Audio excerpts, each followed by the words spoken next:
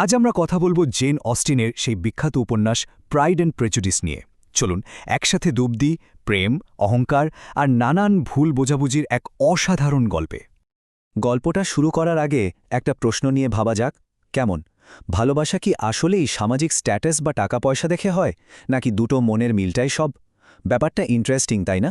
প্রায় ২০০ বছর আগে লেখা হলেও জেন অস্টেনের এই উপন্যাসটা কিন্তু ঠিক এই জায়গাতেই আমাদের ভাবায়। তো এই গল্পের একদম কেন্দ্রে আছে বেনেট পরিবার, আর তাদের মাথায় কি বলবো একটাই বড় চিন্তা।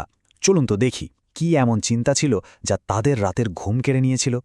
এই হলো আমাদের বেনেট পরিবার, মিস্টার আর মিসেস বেনেট আর তাদের ৫ মেয়ে, জেন, এলিজাবেথ, মেরি, কিটি আর লিডিয়া। যদিও আমাদের গল্পের মূল চরিত্র এলিজাবেথ, কিন্তু তার বোনদের ছাড়া এই গল্পটা ভাবাই যায় না। কিন্তু একটা বিরাট সমস্যা ছিল। তখনকার ইংল্যান্ডের আইনটা ছিল বেশ অদ্ভুত। নিয়মটা হলো মেয়েরা পরিবারের সম্পত্তির কোনো অংশ পেত না। একবার ভাবুন তো, মিস্টার বেনেট যদি মারা যান, তাহলে এই ৫ বোনের কি হবে? তাদের ভবিষ্যৎ তো পুরোপুরি অনিশ্চিত। আর ঠিক এই কারণেই মিসেস বেনেট একেবারে মরিয়া হয়ে উঠেছিলেন।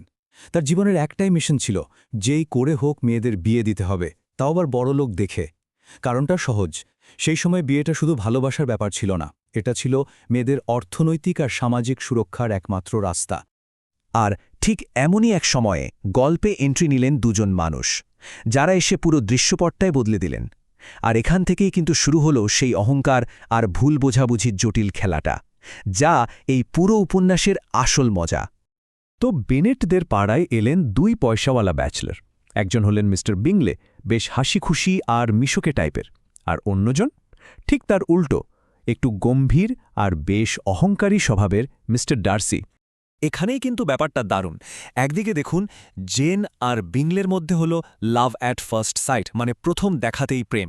আর অন্যদিকে এলিজাবেথ আর ডার্সির মধ্যে হল মিসআন্ডারস্ট্যান্ডিং অ্যাট ফার্স্ট সাইট, মানে প্রথম দেখাতেই শুরু হলো ভুল বোঝাবুঝি। ঘটনাটা ঘটেছিল একটা নাচের পার্টিতে।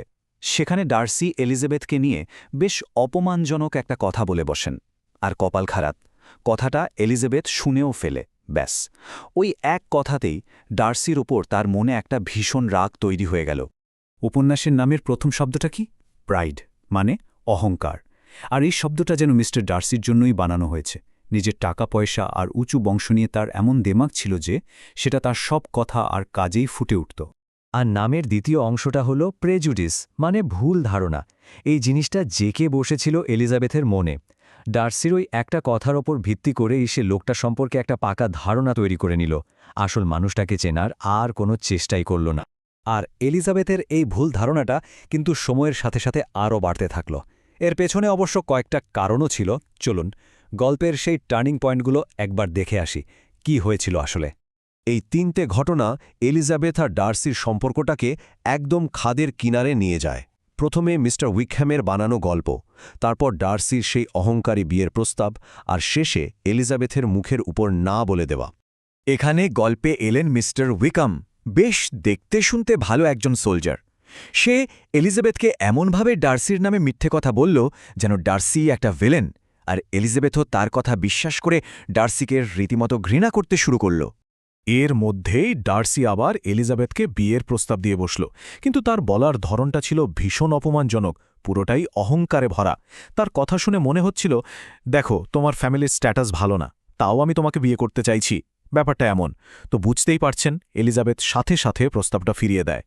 কিন্তু ভাবছেন গল্প এখানেই শেষ? একদমই না। এরপর এমন কিছু সত্যি ঘটনা সামনে এলো যা ধীরে ধীরে সব ভুল বোঝাবুঝির মেঘ কাটাতে শুরু করল।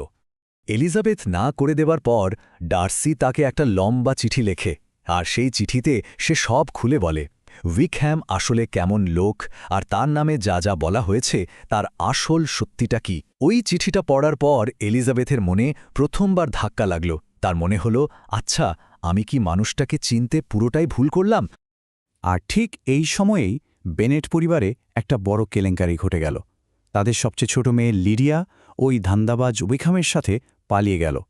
সেই যুগে এটা ছিল একটা পরিবারের জন্য চূড়ান্ত লজ্জার ব্যাপার, সম্মান একেবারে ধুলোয় মিশে যাওয়ার মতো। আর পরিবারের এই চরম বিপদের সময় কে এগিয়ে এলো জানেন? Mister Darcy. সে একদম লুকিয়ে নিজের টাকা খরচ করে, নিজের প্রভাব খাটিয়ে লিডিয়া আর উইকহ্যামকে খুঁজে বের করল। শুধু তাই না, তাদের বিয়েটাও দিয়ে দিল।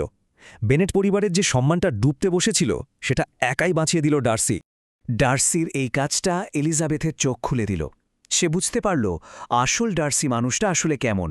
আর এখান থেকেই গল্পের ক্লাইম্যাক্স শুরু, যেখানে অহংকার হেরে যায় আর ভালোবাসা জিতে যায়। এলিজাবেথ এবার ভালোভাবেই বুঝল যে তার প্রেজুডিস বা ভুল ধারণাটার কোনো ভিত্তিই ছিল না। অন্যদিকে ডার্সিও এলিজাবেথের জন্য তার বংশের প্রাইড বা অহংকারটা পুরোপুরি ছেড়ে দিল। এই যে দেখুন কি সুন্দর একটা পরিবর্তন। এলিজাবেথের ভুল ধারণাটা বদলে গেল সত্যিটা বোঝার মধ্যে দিয়ে, আর ডার্সির অহংকারটা পরিণত হল নম্রতায়। আসলে দুজনেই নিজেদের ভুল থেকে অনেক কিছু শিখল। আর শেষে সব বাধা, সব ভুল বোঝাবুঝি কাটিয়ে গল্পটা একটা হ্যাপি এন্ডিংয়ের দিকে গেল। জেন আর বিংলের বিয়ে হলো, আর আমাদের এলিজাবেথ আর ডার্সিও একে অপরকে জীবনসঙ্গী হিসেবে কাছে পেল। তো এই অসাধারণ গল্পটা শেষ হল, কিন্তু যাওয়ার আগে একটা প্রশ্ন রেখে যায়। কি মনে হয় 200 বছর পরেও কি আজকের দুনিয়ায় এই একই প্রাইড আর প্রেজুডিস নেই? আমরা কি এখনও মানুষকে তার সামাজিক স্টেটাস বা প্রথম দেখার উপর ভিত্তি করে বিচার করে ফেলি না? উত্তরটা না হয় আপনারাই ভাববেন।